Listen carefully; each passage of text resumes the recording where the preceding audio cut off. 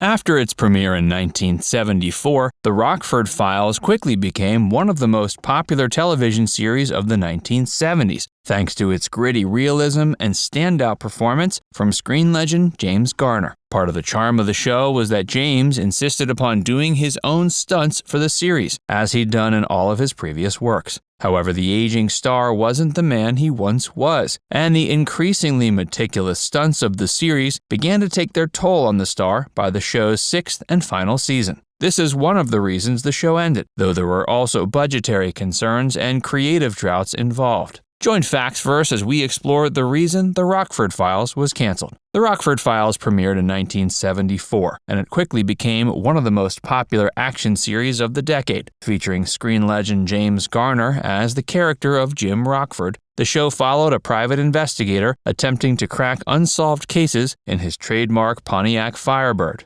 Eschewing gunfights in favor of car chases, the show featured legendary on-screen driver James Garner performing all his own stunts, both in and out of his iconic vehicle. James had learned to drive during his earlier days in film, and he had always insisted on doing his own stunts. Part of the charm of the Rockford Files was that Jim Rockford wasn't always equally powered against the bad guys. Jim often seemed to be in situations that it appeared he might not be able to get out of, and this made the character much more relatable. James's insistence on doing his own stunts, as well as his generally weathered demeanor after years of performing, lent authenticity to the notion that the character of Jim Rockford was slightly down on his luck. The stunts were a huge part of Rockford Files. The show featured impressive car stunts as well as more traditional fistfights, and James Garner gave his all to all the stunts involving his character. While James's insistence on performing his own stunts certainly won him the respect of both his peers and audiences, it also cost him his health.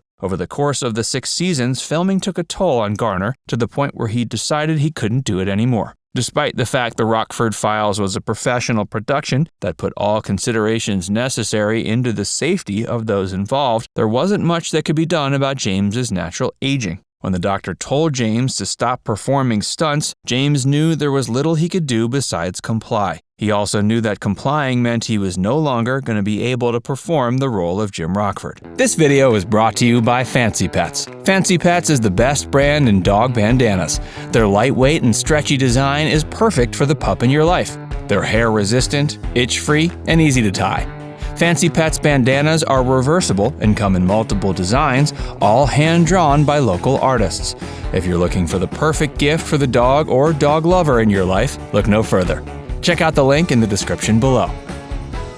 Without James in the role, NBC felt there was little reason to go forward. This was especially true given other issues involved in production, such as budgetary concerns. The Rockford Files centered on the character of Jim Rockford, who was a falsely imprisoned convict before becoming a private investigator. During his time as an investigator, he used his connections made during his time in prison to help get to the bottom of crimes the police hadn't yet been able to solve. While other action protagonists at the time were generally flashier in nature, Jim Rockford had a more blue-collar demeanor. In addition to not always being able to hold his own in a fight, Rockford lived a much more downtrodden life compared to other protagonists in flashier series. The character could be seen living in a mobile home, and his clothes were always styled to look a little bit cheaper than what you'd normally think of when you think of a hero's wardrobe. Still, these attributes only made James's character that much more relatable. For all these reasons and more, The Rockford Files was a major success, and just what James Garner needed to revitalize his decades-long career after the prior success of his 1950s television show, Maverick.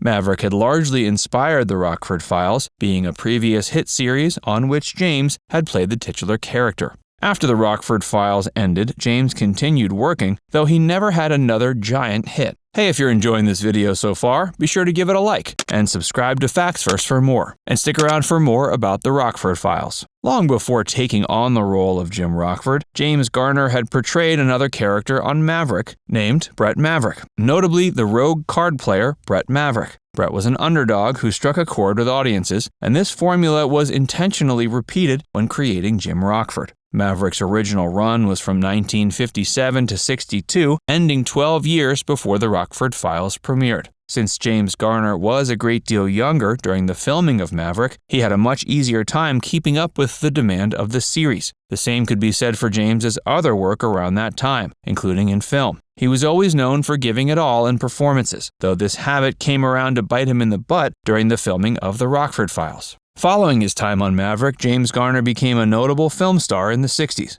At the height of his success, he could be seen on the screen alongside legends like Steve McQueen and Doris Day. His most memorable performances remain the characters of Jim Rockford and Bret Maverick. James Garner understood it was his job to replicate the success of Maverick for the Rockford Files, and this meant giving his all to the show's stunts. But James was no longer the spry young star he had been during the filming of the prior series. Over the course of the Rockford Files, the demanding nature of the show's stunts wore James's body down. His knees and back had deteriorated the most over the years due to his insistence on performing his own stunts. By the time of the Rockford Files' final season, the doctor had advised James to take a break from performing stunts. By the time the show ended in 1980, it had been on the air for 6 seasons and 123 episodes. Many years later, the character of Jim Rockford was revived for 6 made-for-TV features in the 90s. In between the original series' end in 1980 and the time the first of these made-for-TV features appeared in 94, James Garner was involved in a lawsuit against NBC for profits he felt he deserved as a result of the Rockford Files' syndication. He also underwent major heart surgery. Besides the toll the Rockford Files stunts took on James Garner's health, there was also the toll the series took on NBC's budget. The series was too expensive to shoot even during its earliest days, and its budget quickly ballooned over the course of the 6 seasons. Some of the things that made it so expensive included the multiple repairs and replacements that had to be made to Jim Rockford's signature Pontiac Firebird, as well as some of its high-profile guest stars.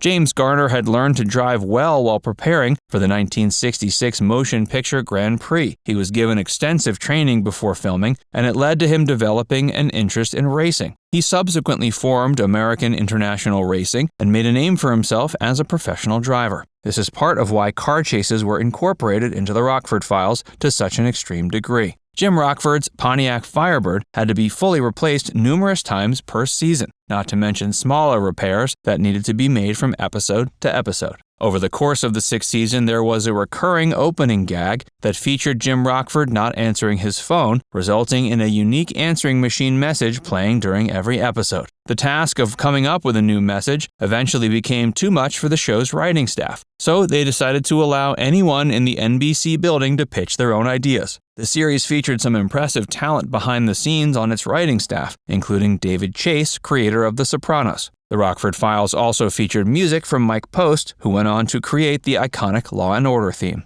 Now it's time to hear from you. Did you know that the Rockford Files was canceled predominantly because of the toll its stunts took on James Garner? Let us know in the comments section below. And before you go, make sure you give this video a like and subscribe to Facts First if you haven't already. Click the bell icon to stay updated on all our latest content.